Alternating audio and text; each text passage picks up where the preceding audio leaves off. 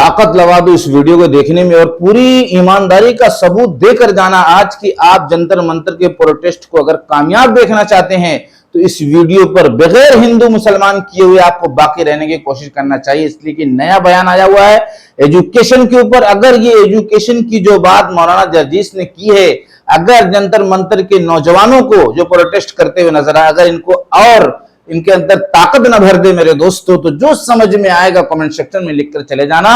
एक तरफ तो बहुत ज्यादा खुशी की बात है और दूसरी तरफ एक गम की बात, एक गम वाली वीडियो इसके अंदर ये आने वाली है जो आपको बहुत ही ज्यादा अफसोस में डाल देगी कि जुनैद भाई जो खाने का, पीने का और बहुत सी चीजों का इंतजाम कर रहे थे, अब उनको हो सकती है जेल। वो टारगेट पे आ चुके हैं और उनके ससुराल और उनका जो खुद का घर है उसके कुछ लोगों को गिरफ्तार कर लिया गया है। अब इनका नंबर है, आपको कुछ इस न्यूज पर भी बाकी रहने की कोशिश करना चाहिए। लेकिन सबसे असल जो आज का टॉपिक है वो मौलाना जर्जीस का टॉपिक है।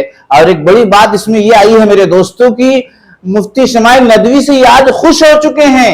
हाँ, कह रहे हैं इख्तिलाफ एक अलग चीज है, लेकिन मैं सहमत हूं मुफ्ती शमाइल नदवी से, इसलिए कि इन्होंने जावेद अख्तर के अपने बाप के भी जो है छक्के छोड़ा दिए, इस तरह से कह लीजिए आप। आइए आप इन वीडियो पर बाकी रहने की कोशिश कीजिए। बड़ी मुश्किल से वीडियो तैयार हुई है, कंटेंट तैयार हुआ है, आपकी दुआ साथ में है। और तीसरी वीडियो मेरे दोस्तों इसके अंदर एक और मैं लाने की कोशिश कर रहा हूं जो आप देख रहे होंगे, यूनिवर्सिटी टूटने जा रही है।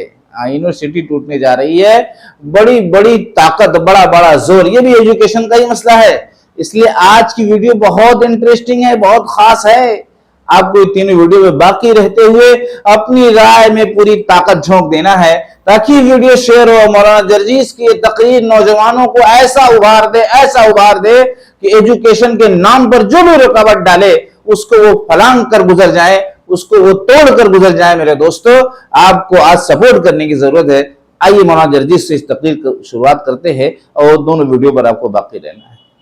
मेरे भाइयों, आज भी मैं ऐसे बहुत से मदरसों को जानता हूं, पूरा हिंदुस्तान घूमता हूं, बहुत से मदरसों को जानता हूं जहां ना इंग्लिश पढ़ाई जाती है, ना कुरान और हदीस के अलावा कोई चीज नहीं पढ़ाई जाती है, ना हिंदी है, ना वहां इंग्लिश है, ना मैथ है, कुछ नहीं है वहां।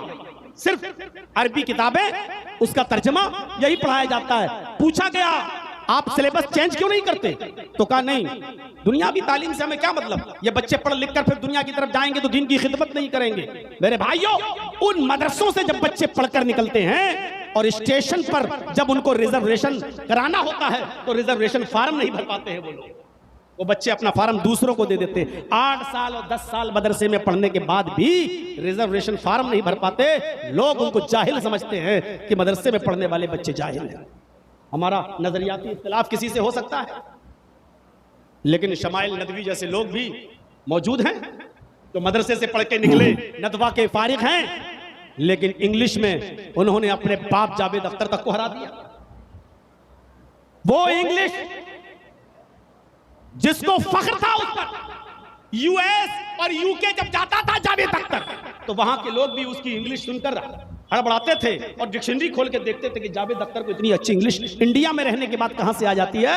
ऐसा पढ़ा लिखा और अंग्रेजी का ज्ञानी और अंग्रेजी जानने वाला आदमी शमाइल नदवी की एक अंग्रेजी नहीं समझ पा रहा है और बार बार पूछ रहा है, साहब ये आप कोई आसान जुमले इस्तेमाल नहीं कर सकते हैं क्या, आप इसको थोड़ा सा आसान जुमलों में नहीं बोल सकते हैं। मैं आपका सही बात तो यह है कि मैं आपकी ये इतनी डिफिकल्ट इंग्लिश समझ नहीं पा रहा हूं। मदरसे के बच्चे जब दुनियावी इल्म हासिल करने पे आते हैं तो दीन के साथ साथ दुनियावी इल्म में भी पुख्ता होते हैं। मेरे भाइयों, हमारा उनसे नजरियाती इख्तिलाफ हो सकता है, लेकिन इस बात में मैं उनसे सहमत हूं कि दीन के साथ साथ दुनियावी इल्म भी हासिल करना इंतहाई जरूरी है। और हमें अपने मुल्क में रहना है तो दीन के साथ साथ दुनिया को भी लेकर चलना पड़ेगा।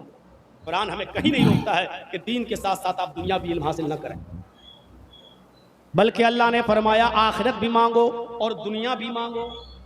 ये नहीं कहा दुनिया को मलून कह दिया, लेकिन ये नहीं कहा कि दुनिया को छोड़ दो। यहां पर बात आपके सामने खुलकर आ चुकी है कि एजुकेशन कितना जरूरी है। मेरे दोस्तों, मेरे अजीजों, अपनी राय कमेंट सेक्शन में रखते जाना। अब आप आइए जुनैद भाई की आब बीती जो हमें मिलजुल कर बयान करनी है और ये कोशिश करनी है कि किसी कीमत पर, अभी यूनिवर्सिटी वाली वीडियो बाकी है, हाँ उस पर भी सरदार जी ने क्या कहा है वो सुनना है आपको, हाँ वो जरूर सुनना है। हाँ मेरे दोस्तों, तो यहाँ पर जुनैद भाई के घर पर उनके ससुराल में उनके ससुर को, उनके वालिद को अरेस्ट कर लिया गया है और भी कुछ लोगों को। बहुत बड़े बड़े सवाल इनसे हो रहे हैं सिर्फ किस बुनियाद पर कि खाना कहां से इतना आ रहा है, खाना कैसे खिला रहे हो, पानी कैसे पिला रहे हो।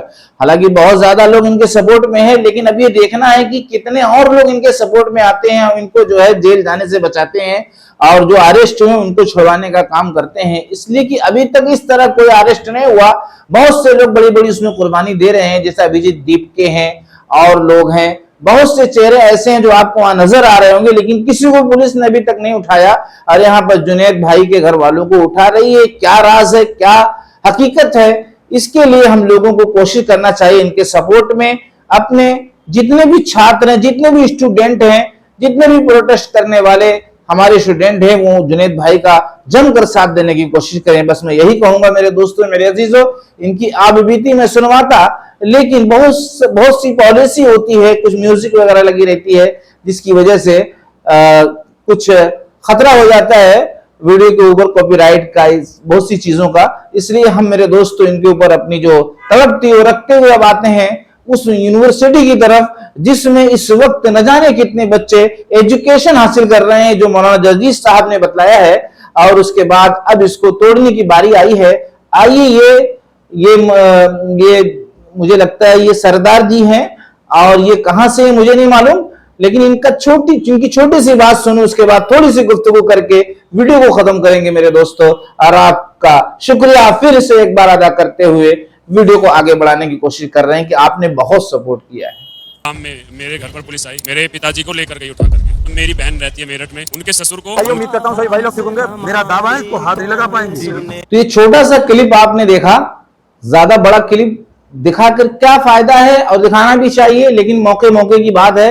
यहां पर बात ये खुलकर आ चुकी है कि बहुत बड़ी तादाद में लोग इसको बुलडोज होने से बचाने की कोशिश में लगे हैं।